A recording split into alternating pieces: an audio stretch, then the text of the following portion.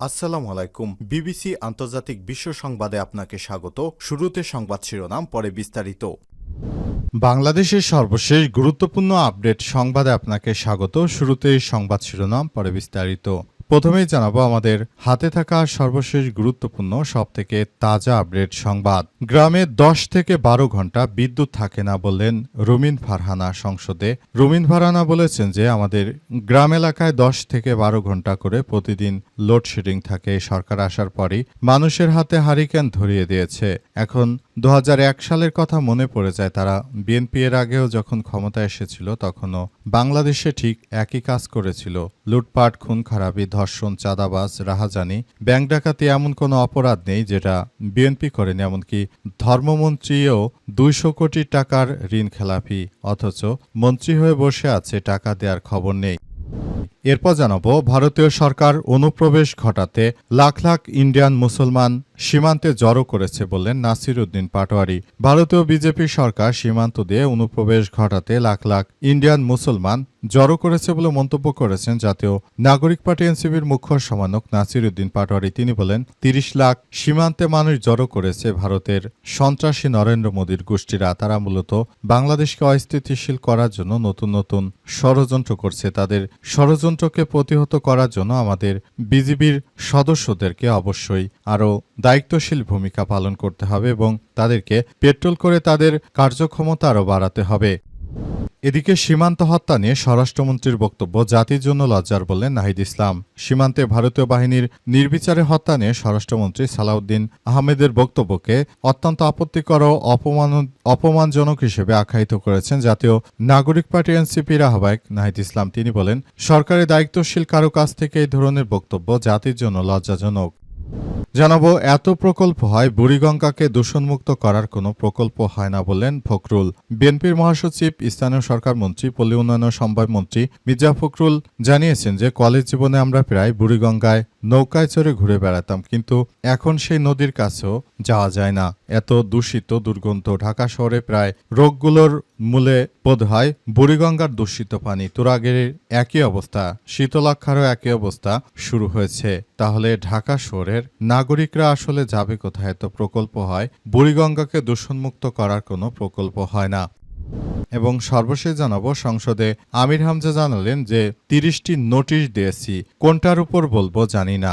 জাতীয় সংসদ অধিবেশনে নোটিশের পর বক্তব্য দিতে গিয়ে বিষয় নিয়ে দ্বন্দ্বের মধ্যে পড়েছেন কুষ্টিয়া 3 সদর আসনের সংসদ সদস্য আমির হামজা। এ সময় স্পিকার হাফিজউদ্দিন আহমেদ তার নোটিশের বিষয় নির্ধারিত করে দেন। আজ বক্তব্য শুরুতে আমির হামজা জানান, মাননীয় স্পিকার, আপনাকে ধন্যবাদ। নোটিশ দিয়েছি প্রায় 30টা, কোনটিতে কথা বলবো জানি না। এ সময় স্পিকার বলে, দৈনিক একটা নোটিশ দেবেন, কুষ্টিয়া পৌরসভার পানি সংকট আছে না কি এ নিয়ে বলেন।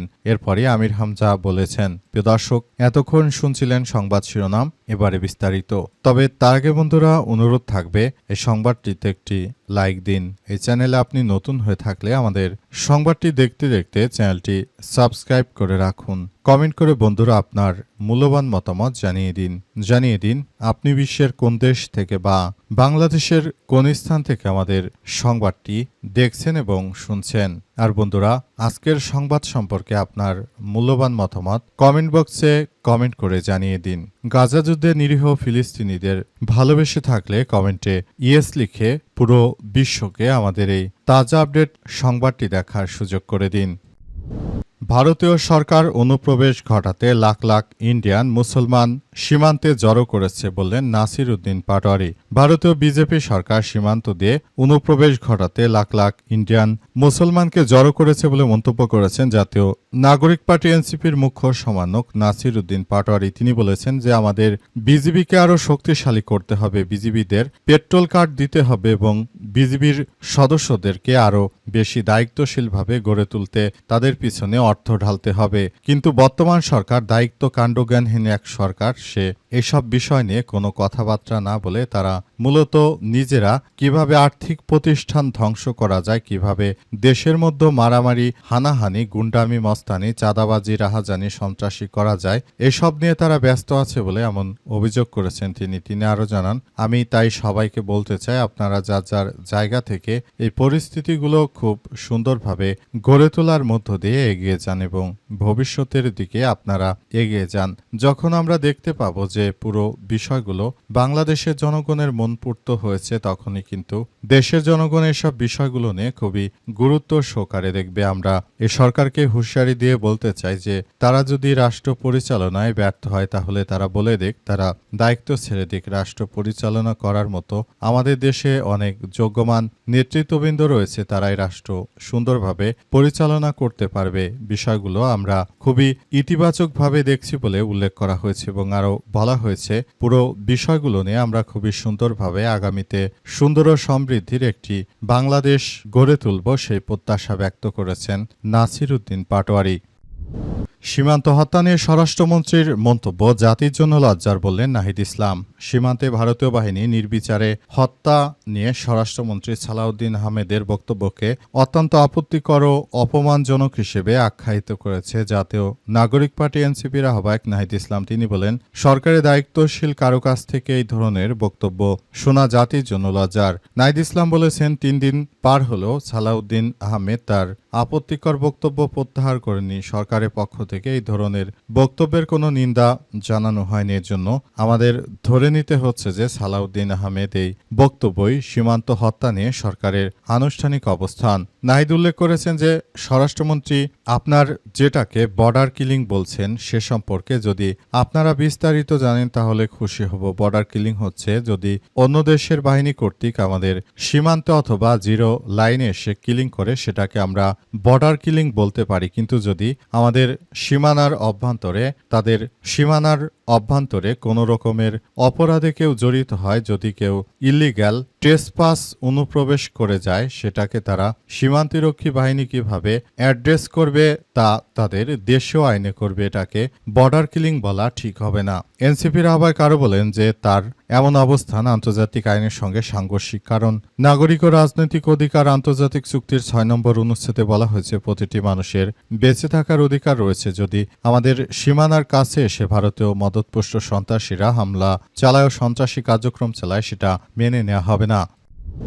এত প্রকল্প হয়, বুড়িগঙ্গাকে দূষণমুক্ত করার প্রকল্প হয় না, বললেন মির্জা ফখরুল। বিএনপির মহাসচিব এবং স্থানীয় সরকার পল্লী উন্নয়ন ও সমবায় মন্ত্রী মির্জা ফখরুল ইসলাম আলমগীর বলেছেন যে কলেজ জীবনে আমরা বন্ধুরা প্রায় বুড়িগঙ্গা নদী ঘুরতাম, কিন্তু এখন সেই নদীর দিকে তাকানো যায় না।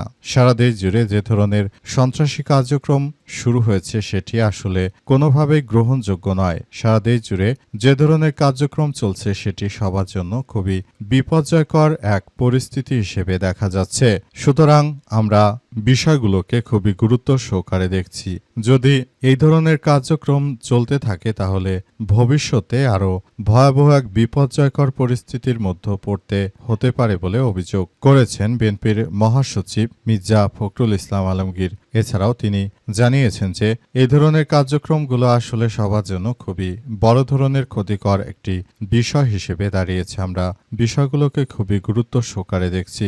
আমরা মনে করি এই বিষয়গুলো খুবই গুরুত্ব সহকারে দেখা উচিত এবং বর্তমান সময়ে যে ধরনের কার্যক্রম আসলে চলমান রয়েছে সেই কার্যক্রমগুলো কোনোভাবে গ্রহণযোগ্য হতে পারে না। তাই নতুন করে বুড়িগঙ্গার বিষয় নিয়ে সরকারকে অবশ্যই দেখতে হবে এবং এসব বিষয়গুলো নিয়ে সবাইকে একসঙ্গে কাজ করতে হবে। গ্রামে 10 থেকে 12 ঘন্টা বিদ্যুৎ থাকে না, সংসদে রুমিন ফারহানা। গ্রামাঞ্চলে প্রতিদিন 10 থেকে 12 ঘন্টা টানা বিদ্যুৎ থাকে না বলে জানিয়েছেন সংসদে অভিযোগ করেছেন ব্রাহ্মণবাড়িয়া 2 আসনের স্বতন্ত্র সংসদ সদস্য রুমিন ফারহানা। আজ ত্রয়োদশ জাতীয় সংসদের দ্বিতীয় তথা প্রথম বাজেট অধিবেশনে সম্পূরক প্রশ্নে তিনি এসব কথা বলেছেন। এ সময় তিনি আশুগঞ্জ সার কারখানায় গ্যাস সংযোগ দেওয়ার বিষয়ে বিদ্যুৎ জ্বালানি ও খনিজ সম্পদ মন্ত্রীর দেওয়া আগের প্রতিশ্রুতি বাস্তবায়ন না হওয়া নিয়ে প্রশ্ন তুলেছেন। রুমিন ফারহানা অভিযোগ করেছেন, আমরা লোডশেডিং বলে আর মেরামতজনিত বিদ্যুৎ বিভ্রাট বলি গ্রাম অঞ্চলে 10 থেকে 12 ঘন্টা বিদ্যুৎ থাকে না। এটাই বাস্তবতা। মাননীয় মন্ত্রী এই মহান সংসদে দাঁড়িয়ে আমাকে কথা দিয়েছিলেন 1 মের মধ্যে আশুগঞ্জ ফার্টিলাইজার গ্যাসের সংযোগ দেওয়া হবে, কিন্তু 1 মাসেরও বেশি সময় পার হয়ে গেছে, সেখানে কোনো গ্যাসের সংযোগ দিতে পারেনি সরকার, পুরোপুরি ব্যর্থ হয়েছে বলে অভিযোগ করেছেন রুমিন ফারহানা। তিনি আরও জানান, আমি তাদেরকে বলতে চাই এখনো সময় আছে, তারা যেন এই সব বিষয়গুলো নিয়ে খুবই গুরুত্ব সহকারে সবকিছু দেখে এবং তারা যদি মূলত আমাদের সবাইকে এই বিষয়গুলো থেকে এই কার্যক্রমগুলো তারা যদি না চালাতে পারে, তাহলে তারা বলে দেখ যে তারা আসলে রাষ্ট্র পরিচালনা করতে পারছে না, তাহলে আমরা বিকল্প ব্যবস্থার দিকে ঝুঁকব। কারণ বাংলাদেশের জনগণ শুধু তাদের দিকে তাকিয়ে থাকবে না। শেখ হাসিনা অনেক উন্নয়নের কথা বলেছিল, কিন্তু বাস্তবতা ভিন্ন।